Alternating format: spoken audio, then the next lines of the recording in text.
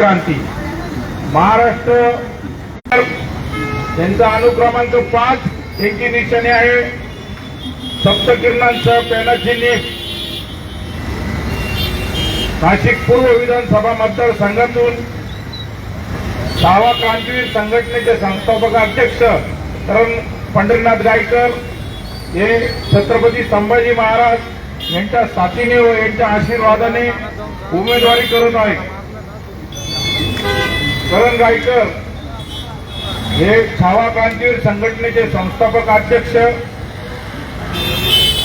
6वा क्रांतीवीर संघटना महाराष्ट्राच्या गावोगावी व तळागाळापर्यंत पोहोचवण्यात करण भाऊ गायकर यांचा मोलाचा वाटा आहे।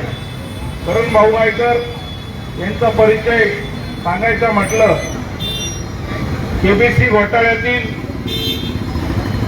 गुंतवणूकदारांना त्यांच्या कष्टाचे घामाचे पैसे मिळवून देण्यासाठी सलग काही महिने आंदोलन केले। त्याचप्रमाणे महाराष्ट्र कोतवाल यांना असलेले तुटपुंज मानधन 4,000 रुपयेवरनं 10,000, 12,000 व 15,000 रुपये इतके केले। त्यासाठी करण गायकर यांनी सलग 305 दिवस आंदोलन उभारले। तसेच कोविड काळात अनेक गरजूंना मोफत ऑक्सिजन व औषधांचा व तसेच घरी लागणाऱ्या किराण्याचा पुरवठा केला। करण भाऊ गायकर यांनी शिक्षण क्षेत्रातील संगणक घोटाळा उघड करून एका हेवीवेट मंत्र्याला राजीनामा देण्यास भाग पडले। असे धडाडीचे व उमदे व्यक्तिमत्व ज्यांनी मराठा मुकमोर्चाचे नाशिकचे यशस्वी नेतृत्व केले।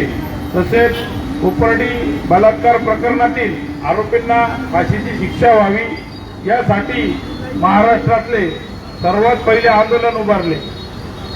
करण भाऊ गायकर यांना आपलं मोलाचं मतदान करून आपण आमदार म्हणून निवडून द्यावे व आपली अधिक सेवा करण्याची संधी द्यावी अशी मी सर्व मतदार बंधू भगिनींना शुद्ध नागरिकांना विनंती करतो।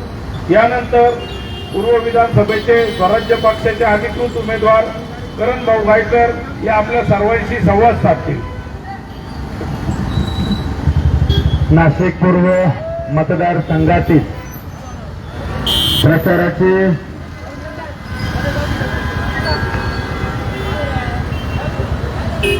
जाऊ द्या चला बाबा ए दादा जाऊ द्या रे जाऊ जय शिवराय जय शिवराय जय शिवराय चला चला हो आपली बी गाडी मोठी चला। नाशिक लोकसभा नाशिक विधानसभा पूर्व मतदारसंघातील आजची ही 3री चौकसभा आणि चौकसभेच्या माध्यमातून मी गायकर करण पंढरीनाथ आपल्या समोर माझं विजन आणि समोरील माझ्या विरोधकांनी केलेलं काय काम आहे याचा जाब विचारण्यासाठी या चौकसभेच्या माध्यमातून या ठिकाणी उभा आहे। मतदारसंघामध्ये या मतदारसंघाचे भारतीय जनता पार्टीचे आमदार राहुलजी ढेकले हे या मतदारसंघाचं नेतृत्व करतायत। मतदारसंघाचं नेतृत्व करताना राहुल ढेकलेंनी गेल्या 5 वर्षामध्ये काय विकास केला, काय विकासाची गंगा आणली हे सांगणं अपेक्षित आहे।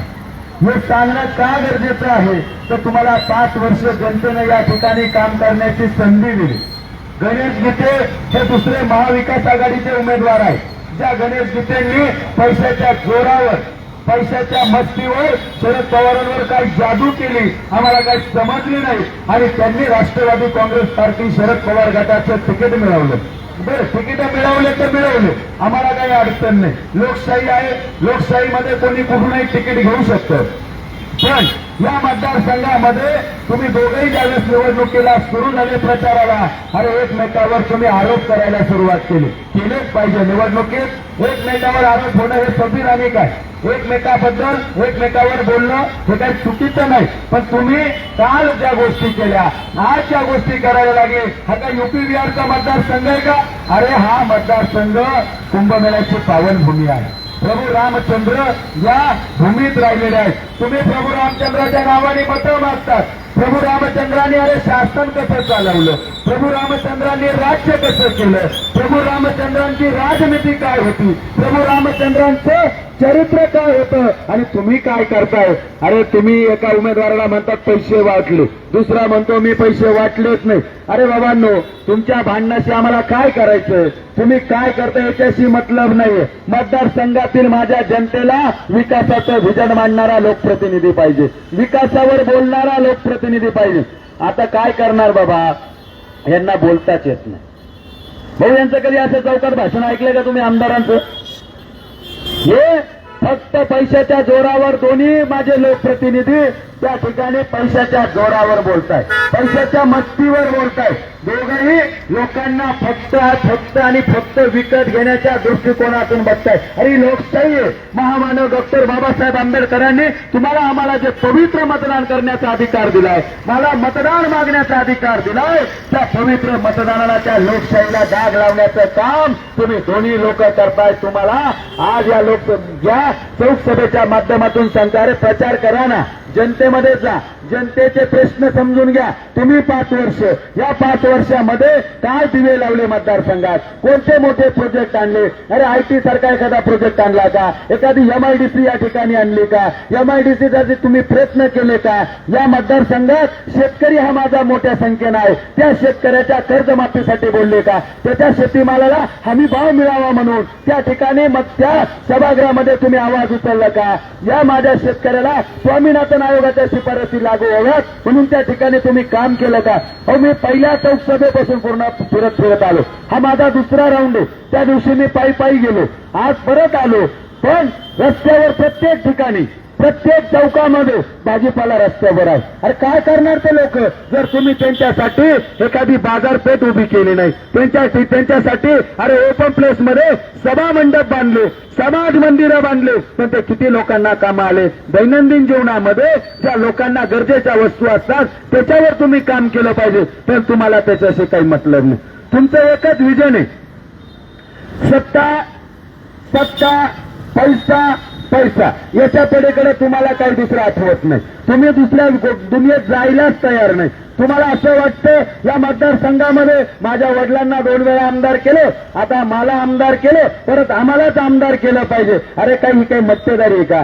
जहागिरी आहे. अरे लोकशाहीमध्ये आमदार हा जनतेचा सेवक असतो, तो मालक बनण्याचा तुम्ही प्रयत्न केलाय. तो प्रयत्न हाणून पाडण्यासाठी एवढ्या छत्रपती संभाजीराजेंनी, जे छत्रपतींचे 13वे वंशज आहे, राजश्री शाहू महाराजांचे रक्ताचे वारसदार आहे, त्या छत्रपती संभाजीराजेंनी महाराष्ट्र स्वराज्य पक्षाकडनं मला अधिकृत उमेदवारी देऊन या ठिकाणी तुमचा जो मस्ती चालली ती मस्ती मोडण्यासाठी या ठिकाणी मला जबाबदारी दिली. या मतदारसंघातील मायबाप जनतेला मी सांगू इच्छितो की तुम्ही सर्व लोक या आमदारांना आणि स्टँडिंगचे चेअरमन जे दुसरे उमेदवार तर गणेश गीते हे 2 वेळा स्टँडिंग चेअरमन राहिले, ग्राउंड डिक्ले 5 वर्ष आमदार राहिले. हे आल्यानंतर यांना विचारा तुम्ही आमच्या शहरासाठी काय केलं, तुम्ही आमच्या मतदारसंघासाठी काय केलं. आता सांगताय की मला मेडिकल हॉस्पिटल उभं करायचं. अरे किती वेळा त्याचं भूमिपूजन करणार? कधीतरी कधीतरी लोकार्पण होऊ द्या. नाही, फक्त नारळ फोडायचे. अरे कधीतरी जनतेला जे काम केलं ते वापरण्याची संधी तरी त्या ठिकाणी द्या. पण नाही, यांचं एकच विजन आहे, मी निवडून आलो पाहिजे, मी निवडून आलो का मला डांबर खाता आलं पाहिजे, मी निवडून आलो मला सिमेंट खाता आलं पाहिजे. आता काय म्हणायला लागले? एक म्हणतो तो 30% खातो, हा म्हणतो तू 30% खातो. अरे बाबांनो, तुम्ही दोघं फक्त खाऊन तब्येतीने झाले मोठे, पण तुम्ही जनतेला काही दिलं नाही. जनतेचं फक्त रक्त पिलं. जनतेला तुम्ही देण्यासारखं तुमच्याकडे व्हिजन नाही. सभागृहामध्ये मराठा आरक्षणावर कधी हे व्यक्ती बोलायला तयार नाही. अरे जरांगे पाटील ज्यावेळेस रॅली घेऊन आले त्यावेळेस साधं गुलाबाचा फुल देण्याची तुमची हिंमत झाली नाही, कारण तुम्ही देवेंद्र फडणवीसांच्या हाताखालचं बावलं म्हणून काम केलं. या मतदारसंघाचं प्रतिनिधित्व म्हणून कधी तुम्ही काम केलं नाही. तुमच्या पक्षाला ती भूमिका योग्य वाटेल ती भूमिका तुम्ही घेतली, पण मराठा समाजाला तुम्ही कधी न्याय देण्याच्या भूमिकेत आले नाही. गणेश गीते आता म्हणताय मी ओबीसी आहे, मला ओबीसींनी मतदान केलं. अहो गणेश गीते, तुम्हाला भारती सारखी शिक्षण संस्था तरी माहित आहे? जी पार्टी माझ्या ओबीसीच्या कल्याणाकरता उभारली गेली, जी सारथी माझ्या मराठा समाजासाठी उद्धार करता गेली. अण्णासाहेब पाटील महामंडळ हे माझ्या मराठा समाजाच्या मुलांचं करिअर घडवण्यासाठी, त्यांना उद्योजक बनवण्यासाठी गेले. या दोन्ही लोकांना त्यांच्या समाजासाठी शासनाने केलेल्या योजना सुद्धा नीट माहीत नाही. त्यांचे ऑफिस कुठं आहे? कधीतरी राहुल डिकलेंनी अण्णासाहेब पाटील महामंडळाच्या कार्यालयाला भेट दिली का? अरे 15 दिवसासाठी मराठा नको, आम्हाला कर्म आणि धर्माने जातीसाठी लढणारा मराठा पाहिजे. तुम्ही त्या ठिकाणी फक्त मतं मिळवण्यासाठी मराठा, आणि लोकशाहीमध्ये जातीचं मतदान चालत नाही. जातीवर मतं मागू नका. जातीवर मतं मागण्याचा तुम्हाला नैतिक अधिकार नाही. महामानव डॉक्टर बाबासाहेब आंबेडकरांनी आम्हाला सांगितलंय, जो माणूस तुमची सेवा करेल, जो माणूस संविधानिक पद्धतीनं मतदारसंघासाठी विकासाची गंगा आणेल, अरे संविधानामध्ये त्यांनी त्या पवित्र सभागृहामध्ये तुम्हाला आमचे प्रश्न मांडण्यासाठी एवढं मोठं व्यासपीठ दिल्यानंतर सुद्धा तुम्ही एक चकार शब्द दोघं त्या ठिकाणी बोलू शकत नाही. मग कशाला तुम्हाला आमदार व्हायचं? जर तुम्हाला आमचे प्रश्न मांडता येत नाही, तुम्हाला आमच्या गोष्टी समजत नाही, तुम्हाला आमच्या भावना कळत नाही. अहो छत्रपती संभाजीराजे ते आझाद मैदानाला 4 दिवस उपोषणाला बसले, आणि ते राजश्री शाहू महाराजांचे वारसदार आहेत. त्या राजश्री शाहू महाराजांनी या महाराष्ट्रामध्ये, देशामध्ये पहिलं आरक्षण दिलं. पहिलं आरक्षण देऊन माझ्या सगळ्या 12 बडीलाटरा पगड जातीच्या लोकांना मुख्य प्रवाहात आणण्यासाठी ज्या राजश्री शाहू महाराजांनी बोर्डिंग उभारल्या, त्यांचेच वारसदार मराठा समाजाला आरक्षण मिळावं, मराठा समाजाच्या मुलांचं भवितव्य घडावं. जे मुलं नोकरीतून बाहेर होते त्या मुलांना नोकरीत समाविष्ट करा, अधिसंख्या भाग घ्यावा म्हणून उपोषणाला बसले आमदार राहुल डिकले. त्यावेळेस तुम्ही विरोधात होते का? तुम्ही आझाद मैदानाला आले नाही का? त्या ठिकाणी तुम्ही संभाजीराजेंना साथ दिली नाही. आता तुम्ही मराठा झाले, आता तुमचा मराठा वाना जागा झाला. अरे निवडणुकीत लोक काय आता दूध खुले राहिले नाही म्हणून मनोज जरांगे पाटलांबरोबर या करण गायकरने गेल्या 15 वर्षापासून मराठा समाजाच्या प्रत्येक आंदोलनात आग्रही भूमिका निभावलेली आहे.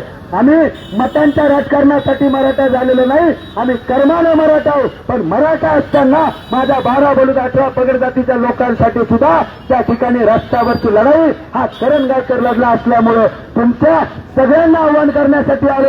अरे एवढ्या वेळात एकदा छत्रपतींनी हे शेतकऱ्याचं पोरग तुमच्या पदरात टाकले, जे तुमच्यासाठी भांडणारे. अरे माझ्या शेतकऱ्याला जात नसतो, माझ्या कामगाराला जात नसतो. त्या दोन्ही भूमिकेमध्ये मी काम केलं आणि मला या मतदारसंघामध्ये इतिहास करायचा आहे. हा मतदारसंघ कुंभमेळ्याच्या दृष्टिकोनातून अत्यंत महत्वाचा आहे, आणि त्या दृष्टिकोनातून आपल्या मतदारसंघाची विकासाची गंगा या मतदारसंघात आली पाहिजे, याच्यासाठी माझी तळमळ आहे. म्हणून तुम्हाला सगळ्यांना आव्हान करतो, येत्या 20 तारखेला माझे अनुक्रमांक आहे 5, निशाणी आहे पेनाची निःशक्त किरणांचं. या निशाणी समोरील बटन दाबून तुम्ही मला प्रचंड मताने विजयी करून तुमची सेवा करण्याची संधी द्या. अरे त्यावेळेस तुम्हाला सांगतो, आरोग्य, शिक्षण, सहकार या गोष्टींमध्ये तळागाळातल्या माझ्या सगळ्या तरुणांच्या हाताला रोजगार, माझ्या माता भगिनींना स्वतःचे व्यवसाय उभे करण्यासाठी हा करण गायकर जातीनं लक्ष घालून तुम्हाला सगळ्यांना सोबत घेऊन या मतदारसंघाचा विकास करण्यासाठी मी कटिबद्ध असेल, हे तेवढं सांगतो. पुन्हा एकदा सांगतो, 20 तारखेला यांच्या कुठल्याही खोट्या आमिषाला बळी न पडता संविधानिक महामानव डॉक्टर बाबासाहेब आंबेडकरांनी जो आपल्याला अधिकार दिलाय, माझी निशाणी हे भारतीय घटना ज्यावेळी बाबासाहेबांनी लिहिली, त्यावेळेस बाबासाहेबांनी ते पेनाचं टोक जे आहे ती पेनाची लेख माझी निशाणी आहे. पक्ष छत्रपतींचा आहे. म्हणून सांगतो, येत्या 20 तारखेला कुठल्याही भूलथापांना बळी पडू नका. प्रचंड मताने या अनुक्रमांक 5 समोर बटन दाबून मला विजयी करा आणि तुमची सेवा करण्याची संधी द्या. जय हिंद, जय महाराष्ट्र.